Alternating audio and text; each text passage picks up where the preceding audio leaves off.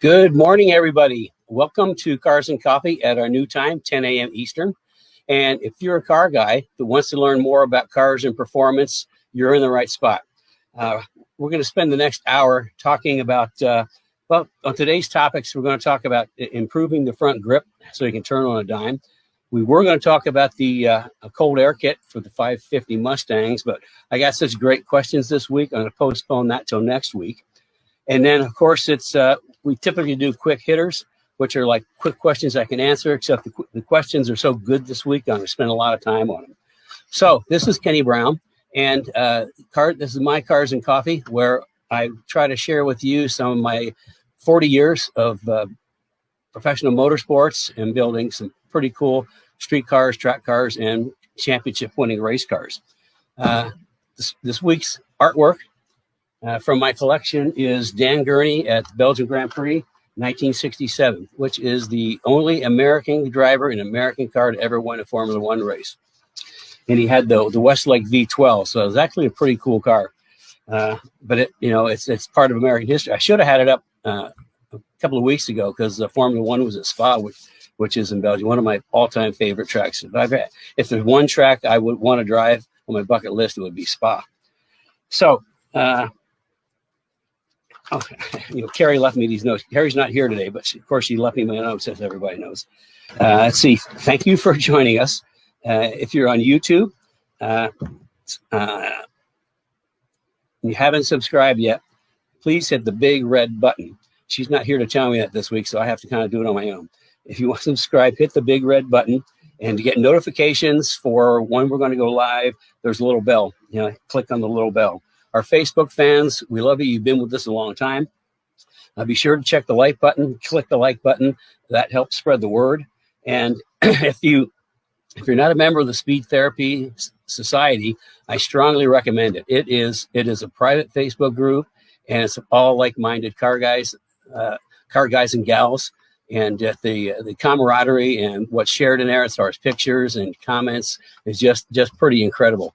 So if you're not a member, please join. And that's where all the questions come from. Any of the questions that I answer in Cars and Coffee all come out of the Speed Therapy Society. So then, of course, if you like what we're doing here, please share it with your friends. We like this. We need to spread the word. I mean, it's always good. It helps in Facebook land.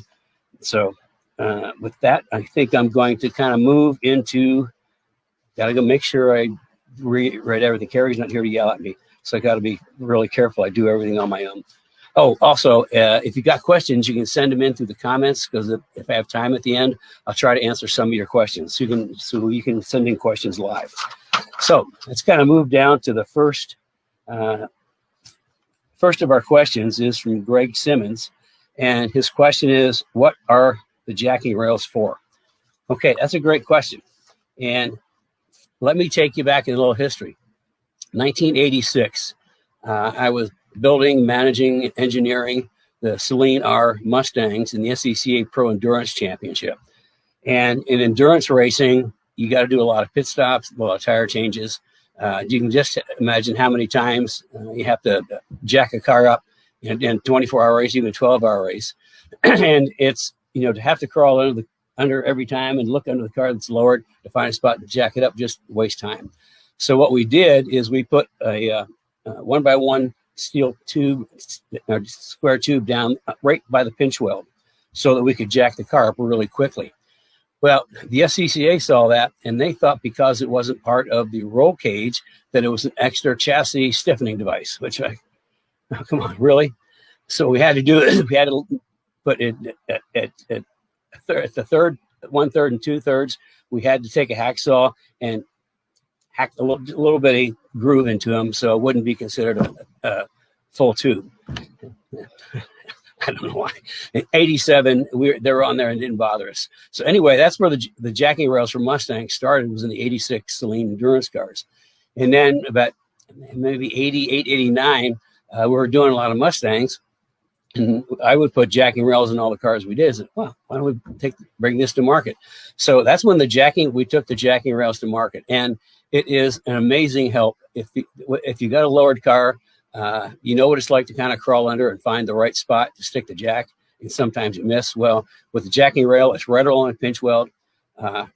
You put the jack anywhere along the pinch weld. Plus, after it's jacked up, you can put your jack stands right there on the jacking rails, which opens up completely underneath the car. And a little trick that we do is, once you have a jacking rail on and you put the jack in for the first time and you jack it up and you jack it up and just touch the jacking rail, what we do is we put a little piece of tape or a mark right on the jack at the outer edge of the car. So all we have to do, don't even have to look under the car, just roll it into that mark, jack it up, car goes up in the air.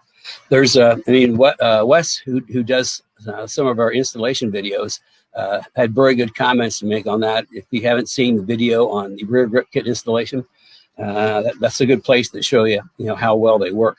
We've got jacking rails for the Fox cars, which they started, the SN95 and the 197s. 550s are coming soon. Now, it's interesting, the jacking rails that we came up with for the Fox also fit the SN95. They also fit Gen 1 Mustangs.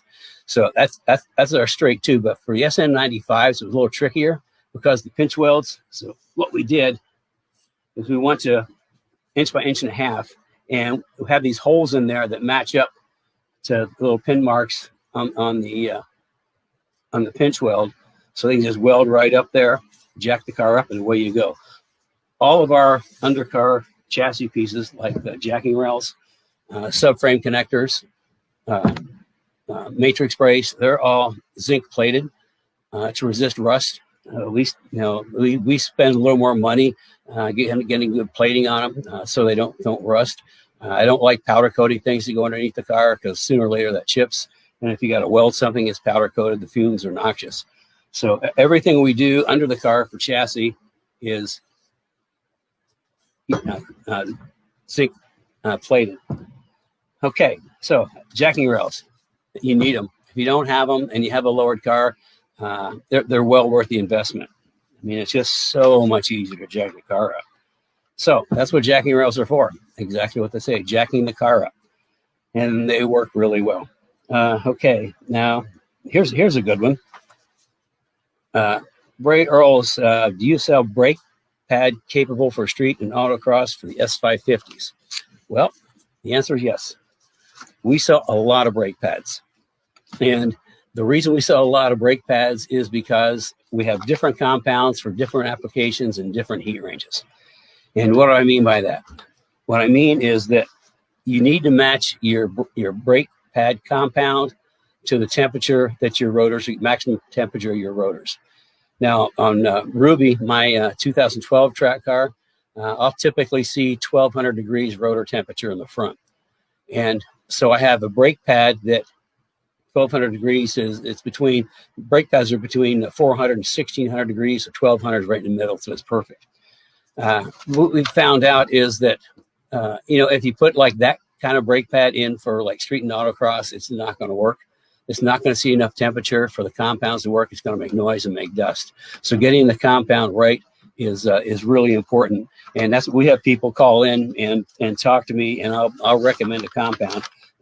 From this manufacturer alone, we have 8 different compounds to choose from at heat ranges from 800 degrees all the way up to 2100 degrees.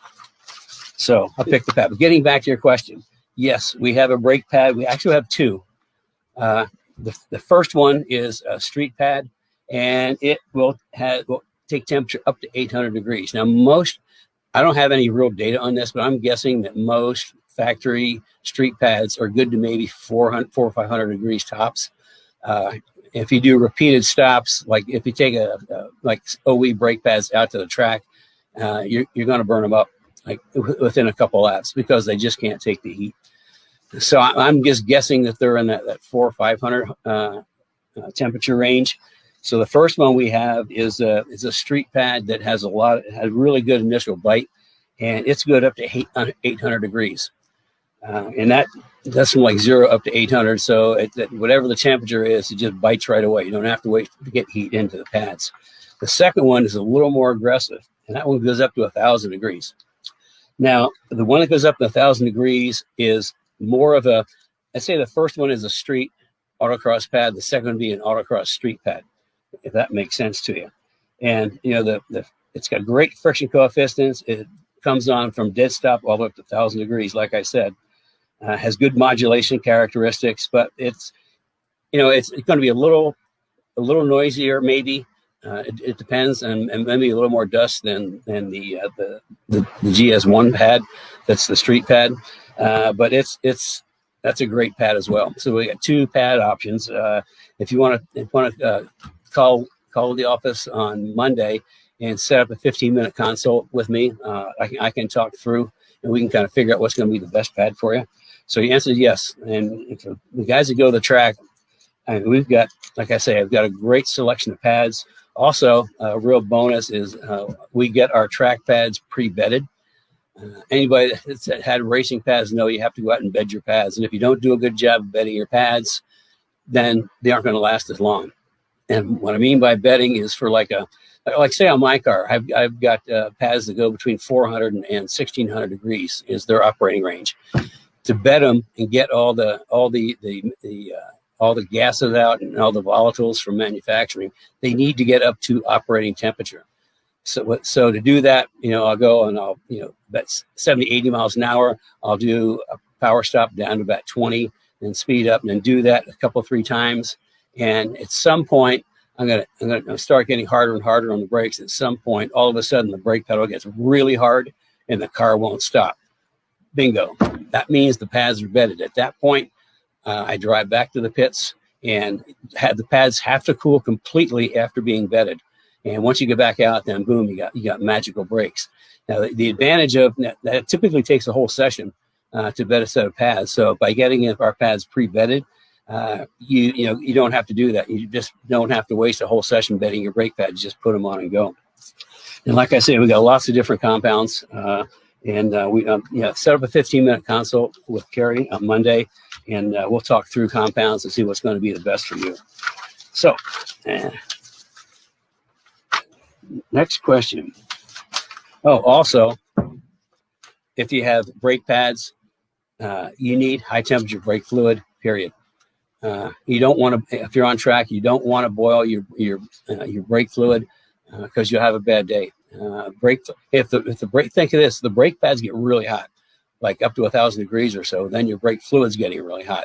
And if you don't have high temperature brake fluid, like I say, you're going to have a bad day. Now we've switched over to brake fluid we're using now is Bear, and they've actually got the highest dry boiling point. So that's why we're using that. It's great fluid at a great price. And also, if you're on track a lot, you need to have brake ducts. You need to get air to those brakes to keep them cool. If they get hotter, they get, the faster they're going to wear, because there's 3 things about brake pads: heat, friction, and wear. And all those kind of combine. If for like a street pad, the heat goes up, the friction goes down, and the wear increases dramatically.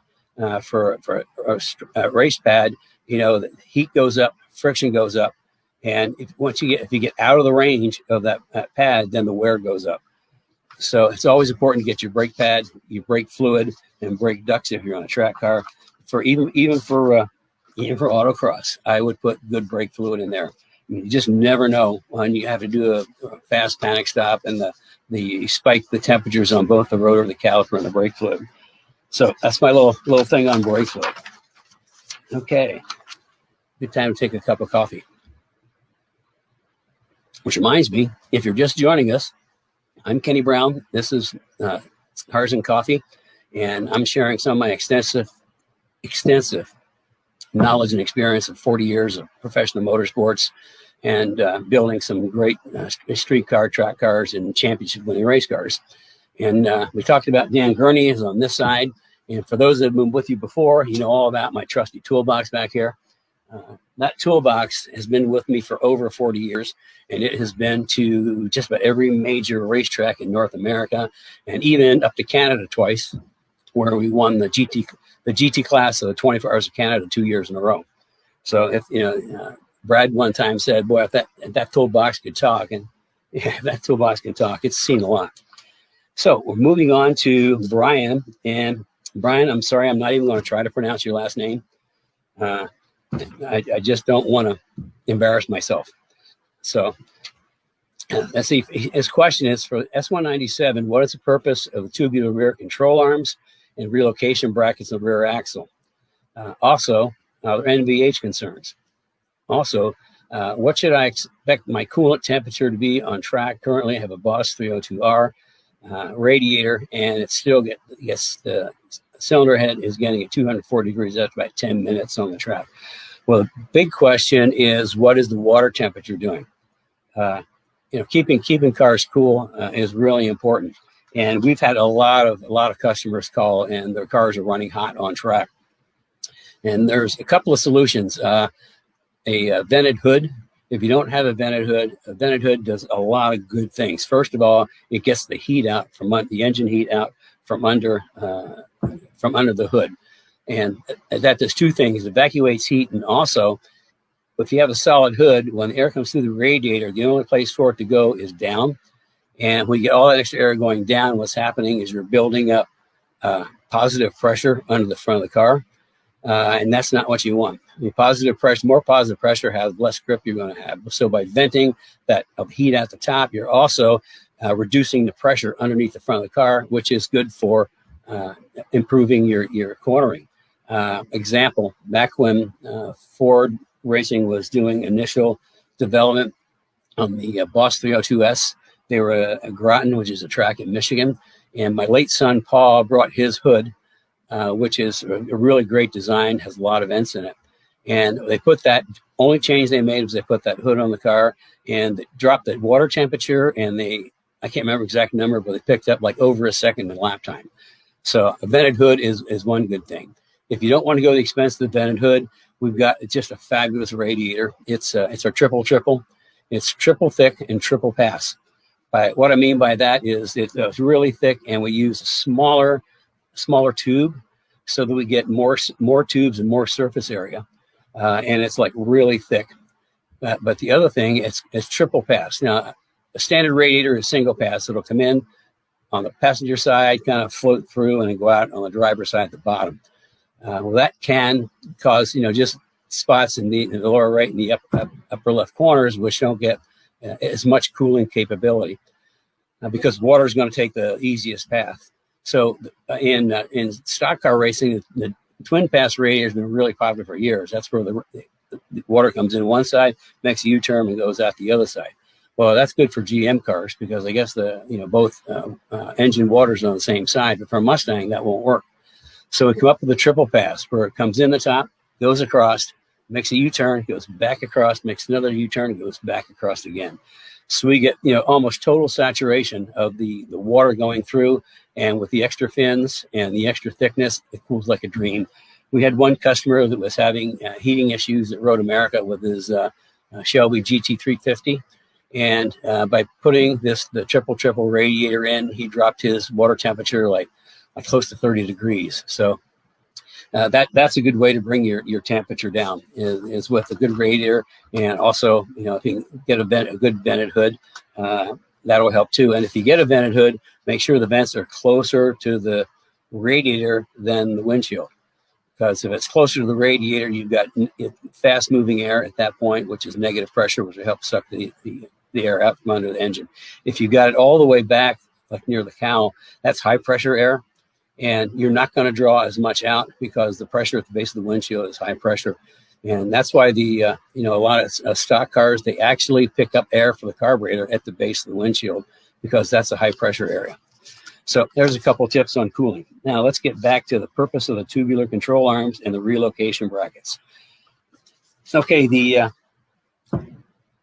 control arms and relocation brackets are components of a solution.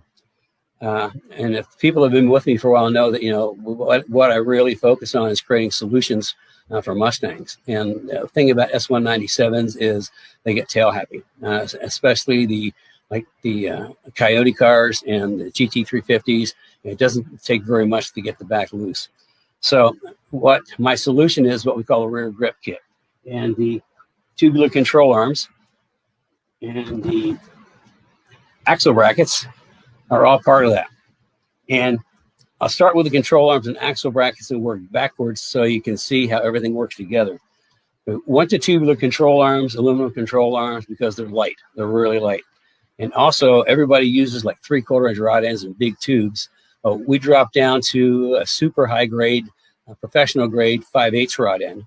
They're Teflon lined. And by doing that, this is like less than half the weight of other control arms, rod end control arms in the market.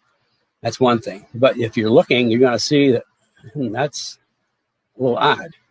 We got different spacers on each side. Well, if you look underneath a S197 Mustang, or look at the control arms, the lower control arms are splayed outward at the front. Well, doing geometry, I spent years working on geometry for Mustangs, and looking at the geometry. If you're looking plan view down and were to draw a point to line to convergence, it's way behind the car, and if you take that point and draw it up through the roll center, then it's pointing up in the air, and that's not what we wanted to do.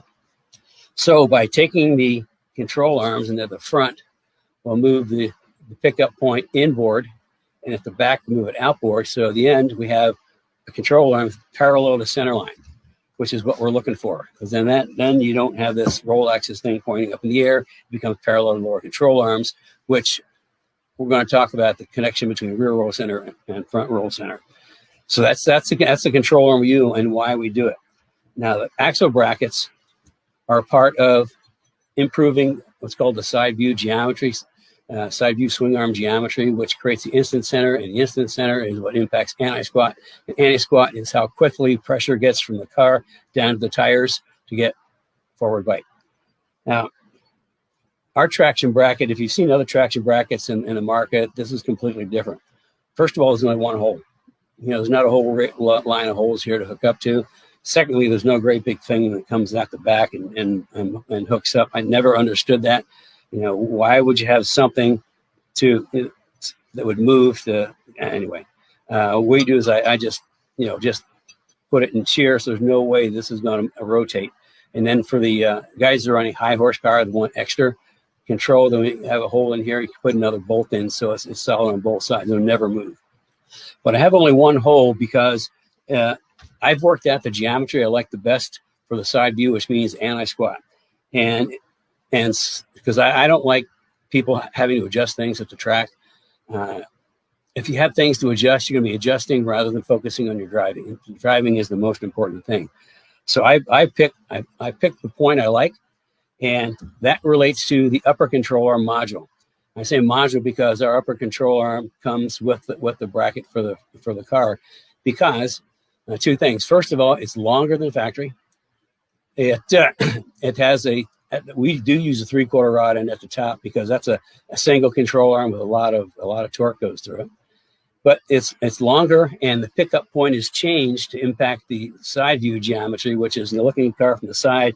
You take the lower control arm and the upper control arm, and where they meet is the instant center. And how that matches up to 100% anti-squat depends on how much grip you have, how much traction you have going forward. So that's why there's only one hole in the axle bracket. It's different from everybody else. Plus, it mounts. So there's no way that's going to move. The other one's with a little bar that comes up. Plus, it's a whole bunch lighter. Little side note on axle brackets. The first axle bracket that appeared on a Mustang, we introduced in, I don't remember the year, maybe 89 on the Fox cars. And since then, it's like everybody's brother has come out with axle brackets. So, we pioneered the jacking rails. We pioneered the axle brackets. I mean, there's so many things that we pioneered that people have copied. So that's, so I talked about the control arms, why I do the control arms, and why the axle brackets only have one hole. And the upper control arm module is the pickup points mixed and are changed. Also, we have a little bend in the upper control arm. I should have had one ready, but this question came in late. And we have a little bend in ours simply because if you have a lowered Mustang and if you got a straight upper control arm, it's going to bang on the body, on the floor pan.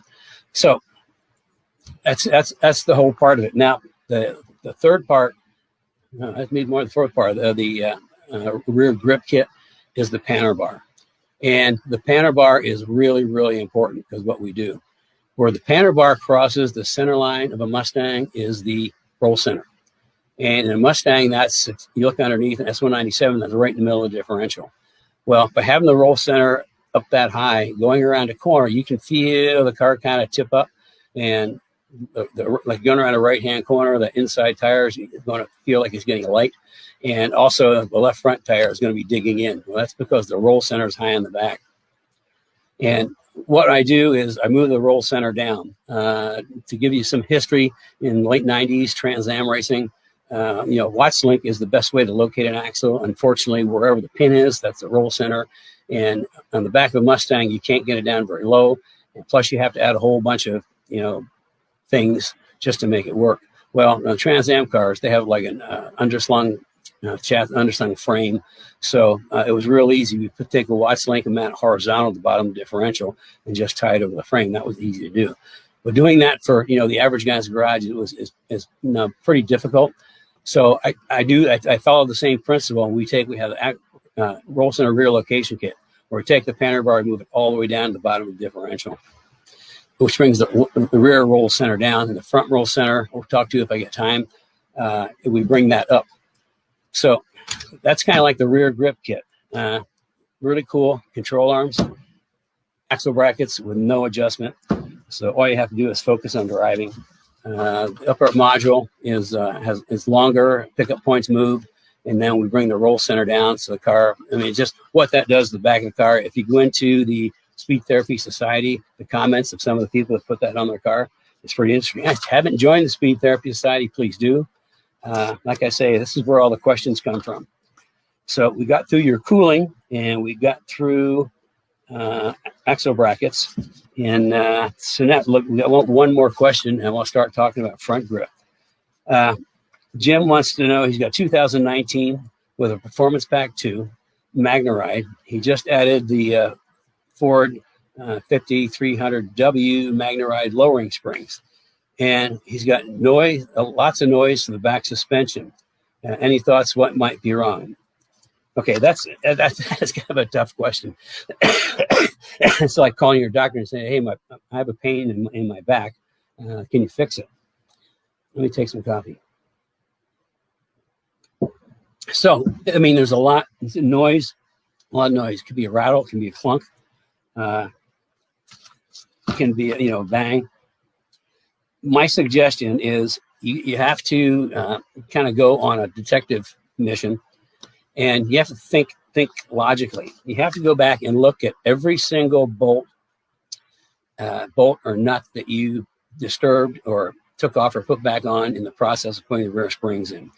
You need to look at everything and see if anything just happens to be loose. Also on the springs, if they had like the insulators top and bottom on the factory springs, and you didn't put them back, you can get some noise from the springs.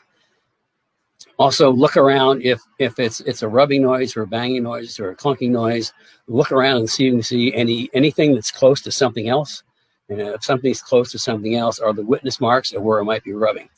So going on and finding a noise is that's kind of like the scourge of repairing cars is trying to track down noises because noises travel. You might think it's here, but it's actually there.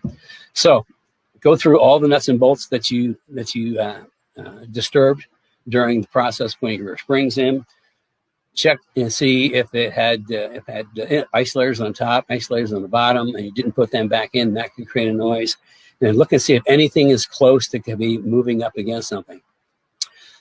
That's the best I can tell you. Is you got to be a detective and just start thinking logically and trying to figure out. If you can kind of define what the noise is to yourself, that could help quite a bit. So anyway, that's the best I can do for you. If you have more questions, you can always call Carrie and set up a 15-minute consult with me, and we can talk it through. So, okay, those were the questions. And I like the questions this week, and these are great questions. Be sure to send your questions into Speed Therapy Society, or you can send some questions in. I'll try to get to them and answer them later. So now we're going to move on to rear grip. I'm going to move this over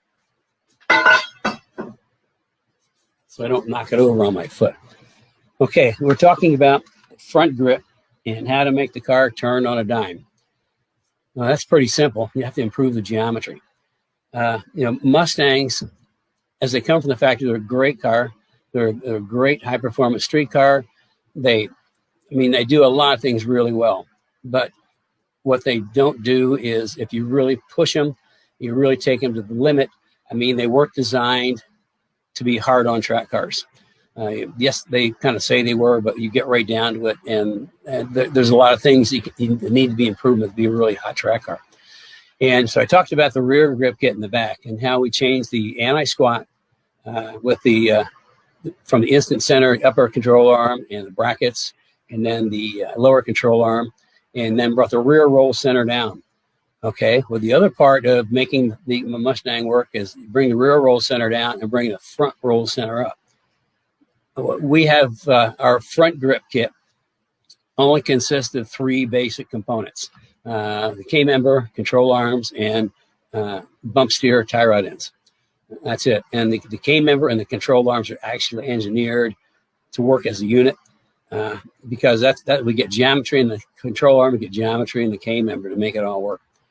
So what do I do with that? Well, what we do, first thing we do is we move the ball joint forward to get more caster. And if people have been with me before know I love caster Mustangs. If you got a Mustang alignment shop, put every bit of caster in, it'll take, and it doesn't matter if it's not balanced side to side, get all the caster in, it'll take. It does a lot of things. It helps. First of all, it helps camber. It helps high-speed stability, number one. It helps the camber gain. It also helps, believe it or not, it helps the anti-dive in the front, which anti-dive then helps in braking. It also helps in turn-in. So we do that. What I'm saying, and what we do is we spent a lot engineering and building these control arms, and these are heavy-duty, really heavy-duty, designed for the track. And this is how we bring the front roll center up with an extended ball joint. Now, for the 5 to 10 cars, we don't build the control arms for 5 to 10 cars anymore. And the reason is this is a 19 millimeter shaft on this ball joint, and the 5 to 10 cars had 18 millimeter shaft. And when we extend the shaft, I just don't like using the 18. So what we do is we ask anybody with a 5 to 10 that wants to put our front grip kit on is to source some used spindles from 11 to 14. You can get them from junkyards, salvage, repurposing yards. Pretty reasonable, and that way you've got a really, really strong pin in the front. So I mean, through changing all the geometry at the front, we changed the camber gain, the caster gain, the roll center, and the anti-dive. That just makes the cars turn. We had, I think a couple of weeks ago, Wendy, who watches us and also put the whole front and rear grip kit on our car, on a race car. Her comment was, it feels like the car pivots, okay? Turns fast. Now, we all know that the strength of the Mustang is, boom, straight line. I mean, they're a drag race car. Straight line speed is the strength of Mustang. On track, where they kind of fall short is braking and turning. Well, between the rear grip kit and front grip kit, I solve all that. It's a total solution. By adding anti-squat to the back, anti-squat also is anti-lift. So under braking, if you got a Mustang and you brake really hard, you kind of feel the back go up. Why, by putting anti-squat in, it also is anti-lift, so the back doesn't want to come up.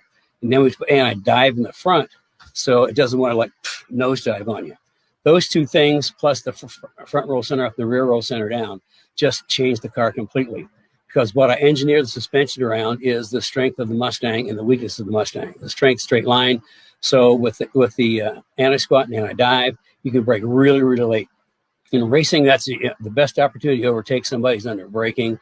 In track days, you can use your braking capability to like intimidate somebody in front of you so they'll get out of your way.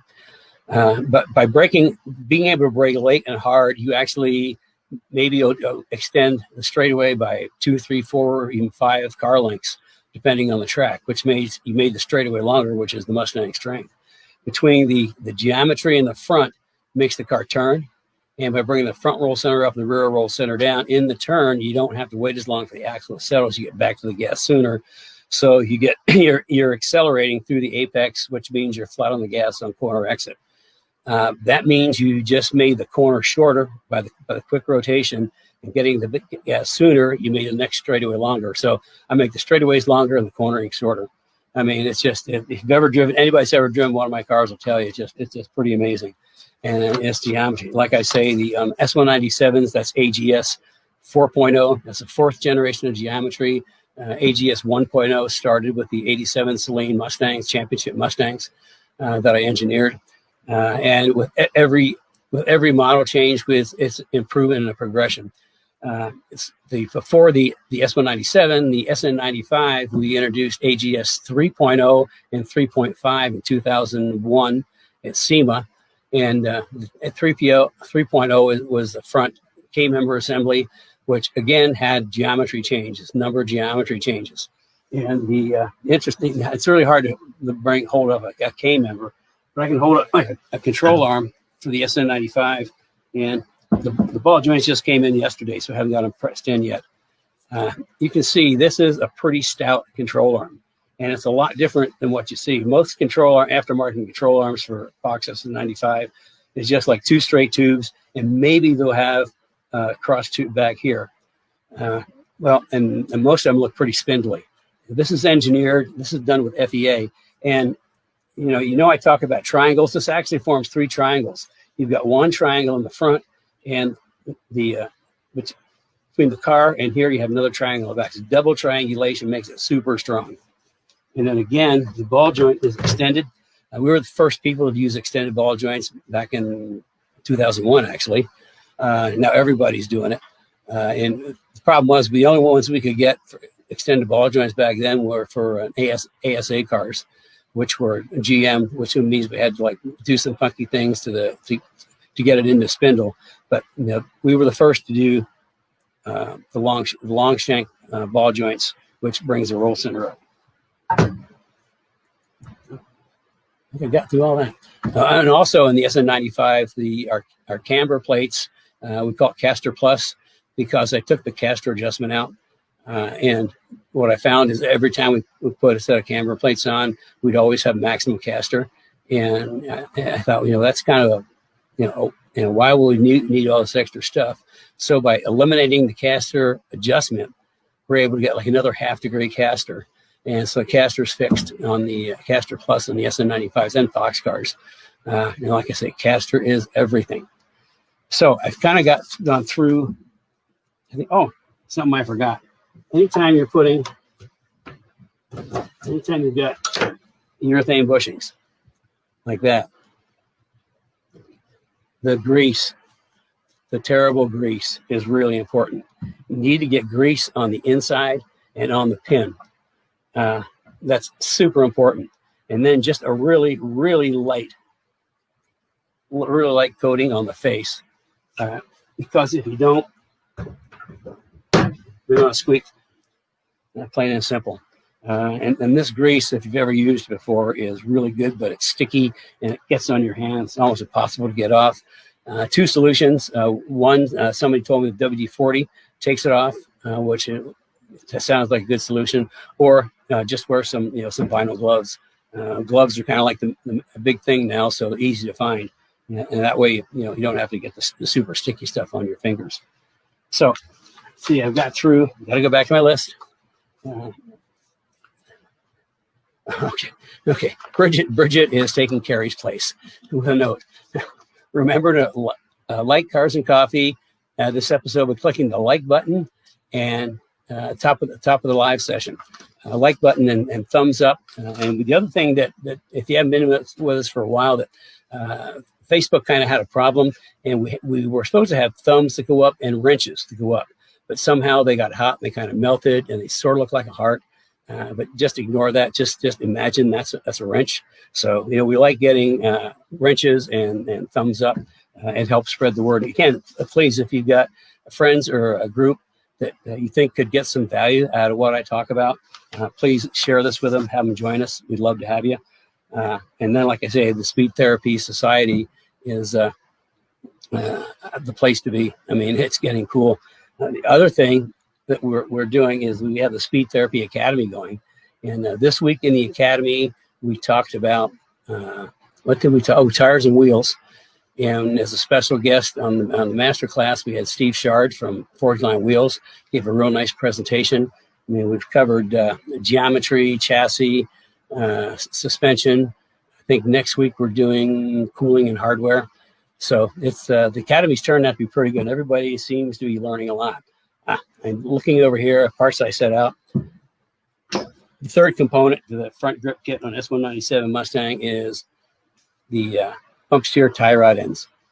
Now, when you lower a Mustang, your bump steer kind of gets off, and this is a standard tie rod end, and this is our tie rod end.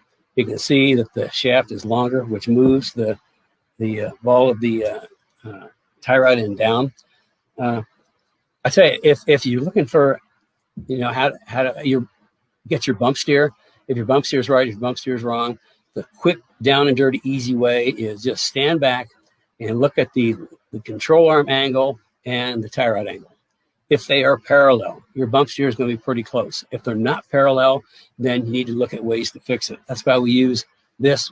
We kind of bring the steering arm down, so it's mostly parallel with the control arm, which improves bump steer. And bump steer is going around a corner. If you got the wheel turned and you hit a bump, there's a toe change, and that toe change could make the car do funky things. So I think if we've got any questions coming in, Bridget? No questions. It was an easy day for me. If you got questions, send them in. Because I think I made it all the way through in record time. Let's make sure I didn't miss anything. Facebook, like button, share. We talked about Greg's jacking rails, Ray's brake pads, Brian's cooling and control arms and traction and axle brackets, and Jim with his MagnaRide. So I covered all that. Talk a little bit about the Academy class. The Academy is, for those that don't know, from what came out of the Speed Therapy Society is people just want to learn more and more and more what's kind of locked up in my head. So I did a supposed to be 5, turned into a 6-day workshop in the evenings, transforming your driving experience, which went extremely well. People loved it, and they liked it so much. People want to learn even more. So what we did, we formed the Speed Therapy Academy, which is a 12-week course where I take the subjects I talked about, like during the week of Cars and Coffee, and we take a much deeper dive. I mean, we spend a whole session just on wheels and tires, a whole thing on geometry, whole thing on shocks. So it gets a really deeper dive, and I share a lot of good information. That's a paid course that goes 12 weeks. And Carrie wants me to do another one in the fall, and she's trying to talk me into it because it's a lot of work for me. But if there's enough interest, we may look at doing another academy in the fall. Brad said he missed the comment on the front spindles on the S197. Okay, copy. Recap. Brad missed the comment on spindles and S197. Okay, on the we don't offer lower control arms, front lower control arms for the 5 to 10 Mustangs anymore. The reason for that is the ball joint is 18 millimeters, and we extend the ball joint to bring the roll center up. And in 2011, for the 11 to 14 cars, Ford went to a 19-inch shaft on the ball joint, which is stronger.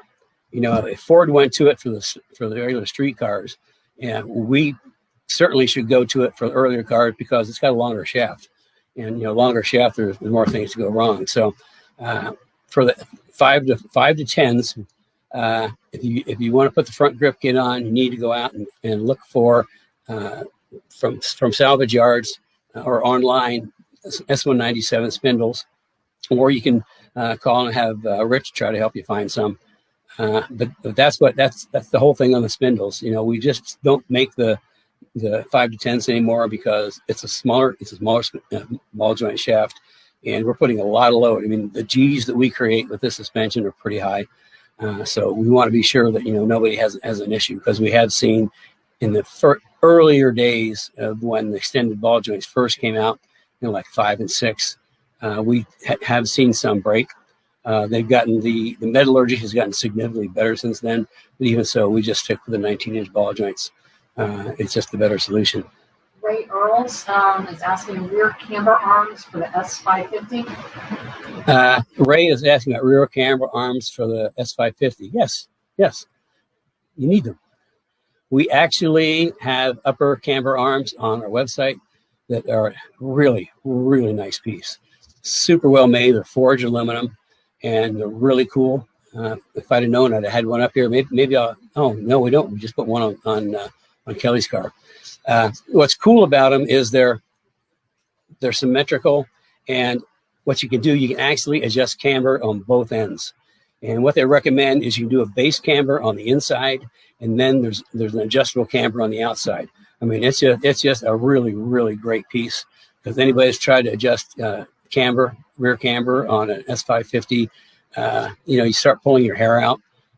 We've had guys like alignment guys go crazy because they can't just adjust it, and it just can't get right. So this is a perfect solution, and they're on the website. I don't know if Brad's there, if he can find a link to them or not. Yes, I mean it's great. I mean if you're, you need them. It's plain and simple. It's one of those things you need. Brian, and I apologize, I cannot exactly pronounce his last name. It says, do you need anything special for the extended ball joint and tie rod other than the K member and control arm? Just bolts up to the OE parts. I mean the control arm bolts to the K member. The K member just bolts right up. It's a direct replacement. So I mean the tie rods and ball joints that's all part of the front grip kit.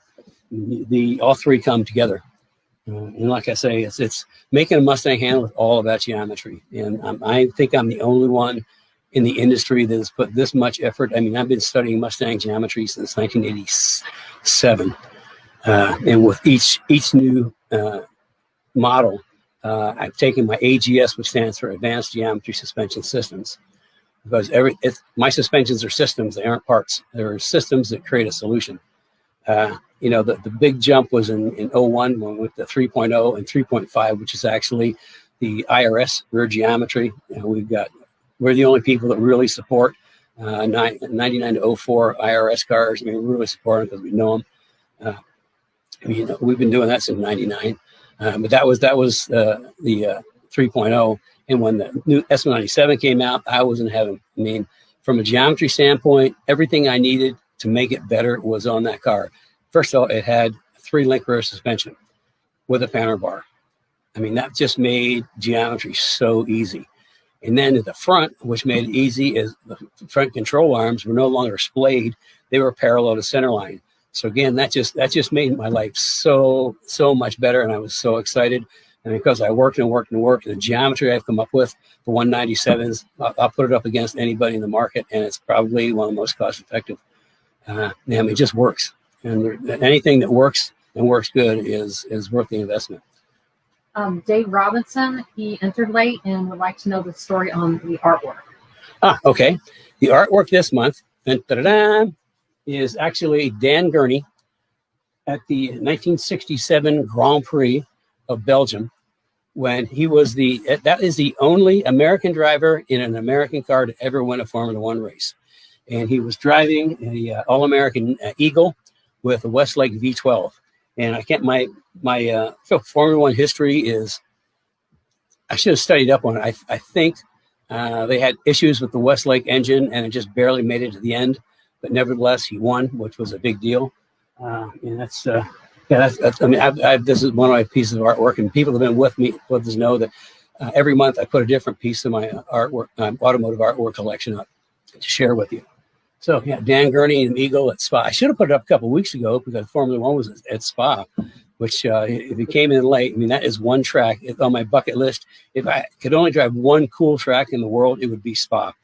I mean, that track I don't know. There's something about it. Brian West asks, don't you also need spindles for the 05 to 10? Yeah, that's what I talk about. 5 to 10 Mustangs need the spindles because of the ball joint. So we only do the 11 to 14 control arms with 11 to 14 ball joints because it's 19 millimeters versus 18 millimeters. That's it right now. Maybe talk about subscribing to the newsletter for reminders. Oh, yeah. Bridget's doing a pretty good job of being Carrie this week. Reminder of the newsletters. Sign up for the newsletters. There's a lot of information that goes out. There's information in the Speech Therapy Society and also newsletters. If you want to kind of stay in touch with what's going on, sign up for the newsletters. We have a question from Stephen Bacad. It says, off topic, do you have suspension characteristic recommendations for short chassis, low weight vehicles like small block Shelby, Cobra, 2,400 to 2,500 pounds? Okay, start from the beginning again. Off topic, do you have suspension characteristic recommendations for short chassis, low weight vehicles like small block Shelby, Cobra, 2,400 to 2,500 pounds? Okay, he's asking about the recommendations, the suspension recommendations for like a Cobra. I mean, it's a very broad question. The thing is, if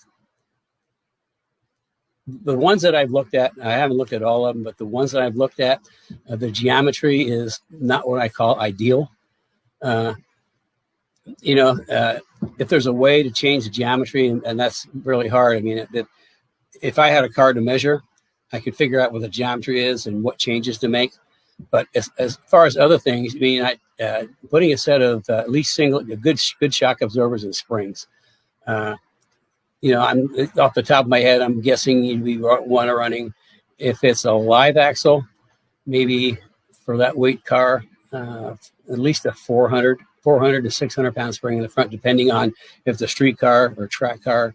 And then about if it's a 400, maybe 275 at the back. If it's a 600, maybe a 375 or 400 spring in the back with single adjustable shocks or double adjustables. But a good shock package and the right springs make a big difference on how cars work. But aside from that, I mean, I'd have to have more information. If it's something that you want to look into deeper, again, you can call Carrie and set up a 15-minute consult, and we can kind of talk through that. But yeah, I've always wanted to get my hands on one of those cars, really, really put a real suspension under them. I mean, like one of my suspensions, because I've got just for a double wishbone, I've got an amazing geometry package that we probably come to market next year. The story behind that is in 2000. I'm guessing this is like 2003. We were partnering with Ford Racing on a double wishbone SLA suspension that would bolt into the S197 chassis. And we got about halfway through it, and Dan Davis lost a bunch of budget, so he was trimming out projects and reassigning engineers. And one of the projects he had to take Jay, who was helping out, the engineer helping us, and reassign him. So he just said, "Here, you take it and finish it." So eureka! All of a sudden, instead of being a quasi performance OE front suspension, it was going to be pure performance suspension. So I got a hold of a friend of mine, Buddy Fay, who's engineered, God, how many different cars. He's won Trans Am championships. He's engineered NASCAR, sports cars, prototypes. He's engineered just about everything. Really smart guy. Anyway, got together with him, and we decided that the best handling live axle cars were the Trans Am cars in the late 90s. And all out of the 5 Trans Am cars back then, the 2 best were the Pratt & Miller and the Riley J chassis. So essentially, we came up with a geometry based on a Trans Am race car in a package that bolts into an S197. And like I say, I had to put that on the shelf in 2004, 2005 when I was having health issues, and we're going to bring that back. It's the next product on my development list. We've got something that I've got to bring to market first that we'll be talking about in future weeks. I can't talk about it now, but the next thing is going to be that front suspension. That's going to go to probably next spring, I would guess. And then also I designed a narrow track version for a friend of mine who was racing SA95 in NASA. And we tried the bolt. This is when I was still sick. This is like 2010, maybe 2009. We tried to bolt the S1, because it had some prototype, the S197 SLA, it would not fit on. So what I did is I was a friend of mine's shop who actually was a fabricator for Riley and Scott, a race car company. And I sat there and recalculated all the suspension. And in essence, I drew the suspension on the concrete floor with Sharpie. And next to each point, I put the elevation. And, Greg built that, and it worked amazingly well. It's like the best suspension you ever had. We actually have a second set of parts from Steve's car, and at some point we're going to also do a double wishbone for the SM95. But I also like to do a new rear suspension for SM95. We were talking like late next year for all this stuff. But I got some cool stuff coming that nobody else is going to be able to match. Okay. Here we go. This is Carrie with long hair. Okay. She's doing a good job of being Carrie, I got to tell you. And if you like what we're saying, please share. I like people to know, but at least this is all my opinion from my experience, which is pretty extensive. And over the years, I've made a lot of mistakes. And by making a lot of mistakes, I can share with you what mistakes not to make, because mistakes cost money. They cost time and money. So, please share with your friends. We're also on Instagram now. Oh, yeah. I forgot about that. We're also on Instagram. Yes, so follow us there. Yeah, you can follow us on Instagram. I forgot about that. Different content there from what's on Facebook. Okay, different content on Instagram than what's on Facebook. Yeah. Maybe a reminder that you're going to be talking about the JLT cold air kit. Okay, and next week we'll talk about the cold air kit for S550. And again, send in your questions to the Speed Therapy Society, because that's how I kind of shape the content I want to talk about, because I talk about what you want to learn about. To me, that makes the most sense. And every week we got different questions, and sometimes we get the same questions again, which is no problem. I just give you the same answers again.